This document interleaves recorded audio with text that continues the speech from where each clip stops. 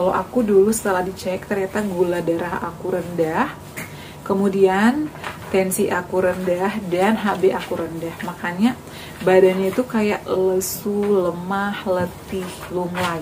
Kenapa? Karena ya dari sensasi-sensasi asam lambung yang aku rasakan itu mungkin membuat aku capek, membuat aku stres, trauma, dan aku tuh dulu sangat memantang banget makanan tertentu. Ternyata setelah HB aku turun, setelah gula darah aku turun, aku mulai membuat menu-menu yang sering aku share itu. Ternyata kita itu nggak haram untuk makan makanan kayak tumis-tumisan, tapi dengan catatan minyaknya harus minyak yang baik kayak zaitun.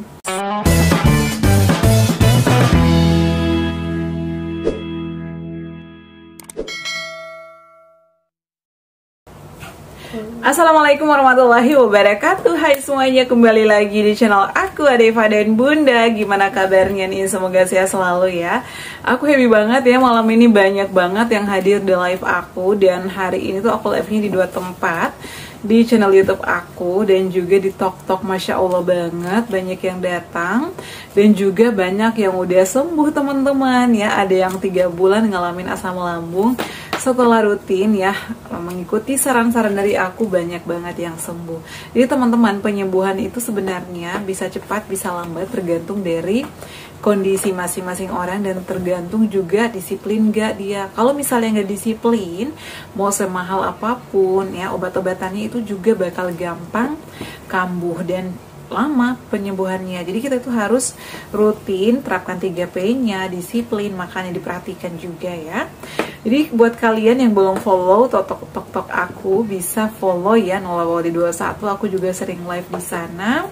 Terima kasih banyak ya. Dan malam ini aku bakal bahas lagi beberapa pertanyaan, apalagi tadi di TokTok banyak banget pertanyaan ya, ada hampir ratusan yang belum sempat aku jawab karena memang aku tuh live-nya di sana cuma sejam. Kalau di YouTube aku biasanya live-nya cuma 30 menit. Jadi aku bagi waktu agar nggak kecapean juga ya. Nah, dan untuk malam ini banyak yang dari negeri jiran ya. Terima kasih banyak teman-teman yang dari Malaysia, dari Singapura, Timor Leste yang selalu hadir di live aku, yang selalu dukung juga channel YouTube aku ya. Tanpa kalian aku bukan siapa-siapa. Aku berbagi pengalaman karena hanya ingin memotivasi kalian. Aku juga pernah berjuang melawan asam lambung, GERD, anxiety psikosomatis.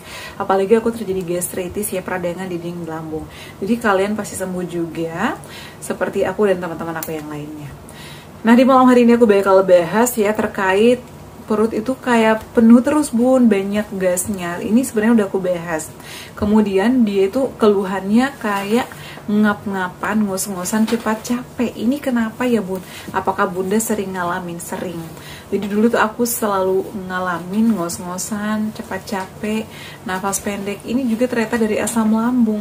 Di perut itu biasanya nggak apa-apa, cuman kayak kita tuh narik nafas itu nggak enak banget. Dan ini karena kita itu pertama sering telat makan, yang kedua makanan kita nggak dikunyah halus, kemudian masih suka konsumsi yang goreng-gorengan. Mungkin karena merasa perut itu nggak apa-apa bun, cuman kok kayak ngos-ngosan gitu. Ternyata minyak berlebih, tepung berlebih, kemudian gurih-gurih itu juga kurang baik buat kita.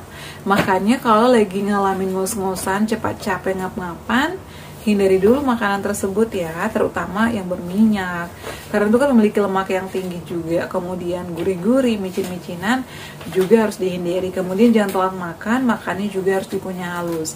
Kenapa sih ngos-ngosan asam lambung itu naik ke dada sampai ke esofagus? Biasanya itu mendekati paru-paru, ataupun biasanya kita tuh sering debar-debar karena itu udah mendekati jantung. Apalagi kalau disertai dengan anxiety atau kecemasan, itu pasti sensasinya banyak sekali.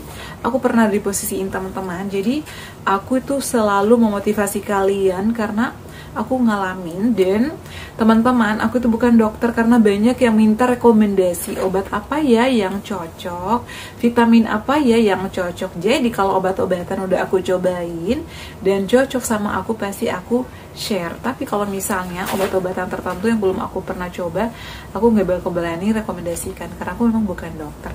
Jadi dokter itu akan berikan obat-obatan tertentu sesuai dengan kondisi kita atau hasil pemeriksaan kita, kayak gitu ya. Karena itu sensitif, aku nggak berani Nah, kemudian kalau masih sering ngos-ngosan, selain pola makannya dijaga, konsumsi air putih juga, sama lakukan meditasi, relaksasi, lakukan olahraga rutin, dan melakukan pernafasan diafragma. Caranya gimana? Kalau aku pada saat itu selain atur jadwal makanku 2 jam sekali, dikunyah halus, menu-menunya. Jadi menu untuk hari ini ya, misalnya Senin sampai hari Minggu, itu aku udah buat jadwalnya. Meskipun kadang ada yang nggak pas banget, misalnya harusnya hari ini aku makan sayur bayam, ternyata yang ada stok di kulkas aku itu sayur sop. Jadi nggak apa-apa kalau misalnya adanya itu. Yang penting kita itu perhatikan cara mengolahnya, jangan pakai merica ataupun cabai yang berlebih. Minyaknya juga pakai minyak yang aman kayak minyak zaitun ataupun minyak vineko, agar kita itu terjadwal. Jadi kalau kita udah terjadwal, makanannya udah dipantang, diatur pola makannya, jamnya dicatat, itu nanti bakalan cepat pemulihan kita juga. Kemudian olahraganya juga harus dijadwal. Biasanya aku itu atur jadwal olahraga di pagi hari kalau lagi libur. Kalau mau kerja juga biasanya stretching sebelum mandi ya, mandi pagi. Kalau misalnya buru-buru banget, biasanya aku olahraga sampai kantor ataupun di sore hari. Disempatin aja, karena biasanya juga banyak tekanan di perut, biasanya juga perut kita kayak gendut banget karena banyak anginnya, produksi asam lambung itu tuh naik berlebih, makanya gasnya banyak. Jadi kayak gitu ya kalau masih sering ngos-ngosan. Sama kita itu tidurnya harus ditinggiin, bantalnya miring ke kiri, karena kalau udah ngos-ngosan itu mempengaruhi kita juga kadang sulit tidur. Nah, selain itu juga teman-teman, pikirannya harus dikontrol. Makanya aku selalu menyarankan kalau kalian mau tidur dan gelisah, lakukan dulu meditasi atau lakukan yoga kualitas tidur agar pikiran kalian nyaman, tenang, dan tidurnya itu nyenyak. Kalau pikiran-pikiran terganggu saat tidur, bisa mutar ruqyah atau yasin, atau dengerin musik-musik relaksasi yang lainnya, dengerin suara-suara burung di pedesaan ataupun suara-suara air, itu bisa menenangkan pikiran kita. Kemudian balurin badan kalian dengan aromaterapi. Aku tuh dulu sering balurin kutus-kutus. Dan mandi sorenya teman-teman, paling sore jam 4 ya. Kalau di musim hujan mandinya pakai air hangat aja. Kasih minyak kayu putih atau aromaterapi. Jadi tuh kayak hangat gitu loh di badan. Dan jangan sering kena AC ataupun kipas angin, karena itu juga kurang bagus sama kita. Kalau kalian pakai AC, kalau bisa angin itu kan ada yang naik turun gitu ya, tenangin aja ke atas. Kalau pakai kipas angin, pantulin aja ke tembok, jadi pantulannya aja yang kena badan kita. Dan juga di sini aku bakal bahas terkait pegal-pegal. Bunda, badan aku pegal banget bun, ini kenapa? Itu karena kecapean. Kita juga butuh asupan-asupan ya, kayak vitamin, perbanyak minum air putih. Jadi kalau misalnya udah pegal-pegal badannya, aku juga ngalamin ini karena kebetulan kemarin abis lari, ditambah lagi aku mau datang bulan, makanya aku kayak badannya pegal banget, lemas banget. Pertama, konsumsi air putih sering mungkin, karena kita tuh jangan sampai kekurangan cairan. Konsumsi yang banyak, dan yang suam-suam kuku hindari yang dingin-dingin dulu. Kemudian makannya harus teratur, dibantu sama konsumsi vitamin ya. Vitamin apa? Bisa neurobion, B-kompleks, enervon C, apa aja. Kemudian saat itu aku lagi konsumsi Purific. Purific pernah aku bahas kemarin ya, Purific Daily Vegetable. Di sini nggak ada lagi di bawah ya, di meja bawah, jadi aku nggak bawa naik untuk di meja syuting aku. Konsumsi itu juga bagus, Purific Daily Vegetable, untuk menambah daya tahan tubuh, meningkatkan imunitas kita juga. Kemudian selain itu juga kita harus istirahatnya yang cukup. Meskipun konsumsi vitaminnya yang mahal, yang banyak, tapi kalau kita diforsir terus menerus, jadi harus atur juga jam istirahatnya, harus diperhatikan. Jangan terlalu banyak kerja, istirahatnya cuma sedikit. Jadi harus seimbang ya. Tenaga kita udah keluar banyak, juga harus istirahatnya yang cukup. Kemudian selain itu juga teman-teman, jangan mengangkat beban-beban yang berat ya. Kalau mengangkat beban yang berat, berdua lah sama temannya, atau kalian juga dikurangi aja bebannya. Jangan mengangkat, apalagi aku dulu sering banget ngangkat galon, itu sering banget, makanya badan itu kayak nggak enak, sama perut itu kayak angkat gitu. Caranya dikompres aja di ulu hati, karena biasanya itu ngap-ngapan juga ya kalau kita kecapean dan sering mengangkat beban yang berat. gitu ya. Kalau kayak masih lemas banget nih badannya bun, udah konsumsi vitamin, udah tidur yang cukup, tetap aja kayak lemas banget, mau gerak aja males. Saran aku cek darah atau pemeriksaan ke dokter agar dokter memberikan vitamin atau obat-obatan tertentu. Kalau aku dulu setelah dicek ternyata gula darah aku rendah, kemudian tensi aku rendah, dan HB aku rendah. Makanya badannya itu kayak lesu, lemah, letih, lunglai. Nah setelah dicek ternyata HB aku rendah, kemudian tensi aku rendah, dan gula darahnya rendah. Kenapa? Karena ya dari sensasi-sensasi asam lambung yang aku rasakan itu mungkin membuat aku capek, membuat aku stres, trauma, dan aku tuh dulu sangat memantang banget makanan tertentu. Ternyata setelah HB aku turun, setelah gula darah aku turun, aku mulai membuat menu-menu yang sering aku share itu.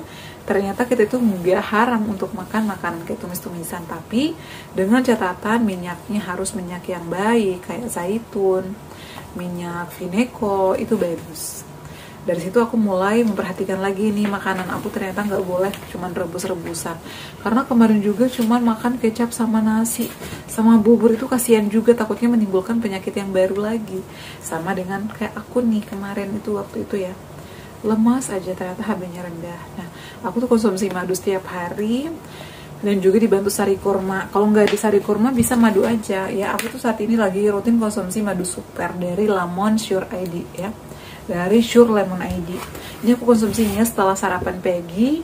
Biasanya aku konsumsi ini 1 sendok aja, anakku juga aku kasih ini. Kalau nggak ada sari kurma ya, kalau misalnya ada sari kurma itu lebih bagus juga ya. Kemudian kalau misalnya nggak ada madu, bisa kalian beli kurma aja, kurma itu bagus loh. Kurma di infus water aja, masukkan ke botol atau ke gelas, tambahin air hangat, aku biasanya pakai air panas ya. Jadi kayak melepuh gitu loh, setelah 30 menit tunggu suam-suam pupul lalu konsumsi. Itu bagus untuk pencernaan, bagus untuk kesehatan, bisa juga meningkatkan daya tahan tubuh kita. Sama perbanyak konsumsi buah-buahan, nutrisinya juga diperhatikan ya, asupannya yang memiliki serat juga. Sama kalau masih sulit BAB juga harus perbanyak konsumsi sayuran dan buah-buahan. Kayak gitu ya. Kalau kalian masih pegal-pegal, bunda boleh nggak sih kita diurut? Kalau aku dulu diurut biasa, diurut ringan sering, tapi kalau kayak sampai dikerik, apalagi bagian perut, aku tuh nggak berani dikerik bagian perut, diurut bagian perut, aku nggak berani karena memang aku ada radang ya. Jadi kalau masalah perut tuh kan kayak sensitif gitu ya teman-teman, jadi aku nggak berani untuk ngurut di bagian perut. Kalau kayak misalnya dikerik juga, kita tuh gampang banget masuk angin. Jadi teman-teman kalau mau dikerik jangan sering-sering, kalau bisa ya 3 bulan sekali. Jangan dikit-dikit, aduh aku sendawa nih mau dikerik lagi, setiap hari dikerik, no. Karena itu bisa membuka pori-pori dan itu juga bisa membuat kita gampang masuk angin, muncul lagi sensasinya, muncul lagi sendawanya, masuk angin, menggigil lagi. Jadi hindari ya untuk dikerik berlebihan. Nah kemudian tadi ada yang nanya, bunda aku tuh sering banget demam di sore hari. Pernah, aku juga ngalamin ini. Karena biasanya kita tuh kecapean, jadi jangan terlalu kecapean. Biasanya juga karena cuaca. Karena kan pada saat ini tuh memasuki musim pancaroba ya, ada yang hujan, tiba-tiba hujan, habis panas. Harus jaga kesehatan juga, selalu sedia payung sebelum hujan ya, jas hujan, sama jangan telat makan. Kalau udah ngalamin menggigil, biasanya aku itu mandi sorenya pakai air hangat, tetesin minyak kayu putih, setelah itu balurin badan, seluruh badan itu kayak aromaterapi kutus-kutus. Kemudian minum jahe yang hangat-hangat, itu bagus. Kalau misalnya kayak demam, panasnya tinggi, aku dibantu sama konsumsi paracetamol. Kata dokter aku nggak apa-apa konsumsi paracetamol, yang penting setelah makan ya, itu enakan. Dan selama kalian pengobatan itu juga istirahatnya yang cukup, makannya jangan telat. Alhamdulillah sih bisa membantu aku. Dan kalau misalnya udah lebih dari 3 hari ini masih menggigil aja pun setiap sore, gak ada perubahan, kalian boleh cek di dokter ya. Takutnya ada kayak tipes, karena biasanya kan kecapean, telat makan itu bisa mengarah ke sana loh. Karena aku juga pernah ngalamin, kenapa ya setiap sore badan aku tuh kayak lemas, demam, gak enak, kayak lunglai, gak bertenaga. Pernah aku cek, dan itu di musim hujan banget pada saat itu ya, tiap hari kehujanan. Setelah dicek ternyata aku tuh gejala tipes. Jadi aku mulai lagi berobat, konsumsi apa sih, kapsul cacing lah dan lain sebagainya. Dan kalau misalnya yang kena gejala tipes itu harus perbanyak asupannya ya, konsumsi vitamin, juga konsumsi air putih yang cukup karena bawaan itu kayak lemas banget ya. Aku juga ngalamin itu kok teman-teman. Jadi harus rutin, harus disiplin. Tadi ada yang kambuh, bunda aku udah 6 tahun sembuh, baru akhir-akhir ini kambuh lagi. Ternyata dia suka makan tahu, suka makan goreng-gorengan lah intinya ya. Bunda aku tuh suka banget makan ayam geprek. Nah bunda aku boleh gak sih kayak makan jengkol? Banyak banget pertanyaannya. Bunda boleh gak sih makan kangkung? Kalau kangkung itu susah dicerna sama daun ubi, aku tuh nggak cocok karena itu gasnya tinggi. Jadi teman-teman kalau bisa dihindari ya, karena aku udah pernah coba sendiri, itu kurang bagus sama pejuang asam lambung. Jadi kayak gitu ya teman-teman. Untuk pembahasan masih banyak banget sih, nanti aku bahas lagi. Aku tuh nggak bisa kecapean kalau banyak ngomong juga, lama-lama kayak capek banget badannya. Jadi aku tuh live-nya paling lama 30 menit atau 1 jam ya. Semoga dengan hadirnya aku bisa memotivasi kalian, bisa membangkitkan semangat kalian untuk pulih dan sembuh dari asam lambung, bisa aktivitas lagi seperti sedia kala ya.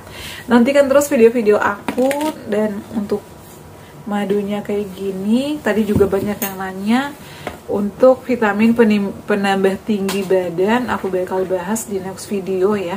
Dinantikan aja video-video terbaru aku. Semoga bisa bermanfaat untuk orang banyak ya. Karena aku tuh bukan artis, bukan YouTuber besar. Gaji aku palingan berapa? Alhamdulillah sih bersyukur ya, dibantu juga karena memang aku pejuang keluarga teman-teman. Jadi alhamdulillah ada rezeki, ada rezeki ya. Kita nggak boleh ngeluh juga, nggak boleh dikit-dikit nangis, dikit-dikit marah, cemas. Tenangkan pikiran ya, lakukanlah menyenangkan dan meditasi, relaksasi, terapkan olahraga rutin juga ya. Oke ya, cukup sekian ceritaku kali ini, semoga bermanfaat. Terima kasih yang selalu setia nonton video-video aku. Insya Allah aku bakal live setiap hari di YouTube dan di TikTok. Semoga bisa membantu kalian juga terbebas dari namanya segrasi asam lambung. Cukup sekian ya, assalamualaikum warahmatullahi wabarakatuh. Sampai ketemu lagi di video-video aku selanjutnya, bye.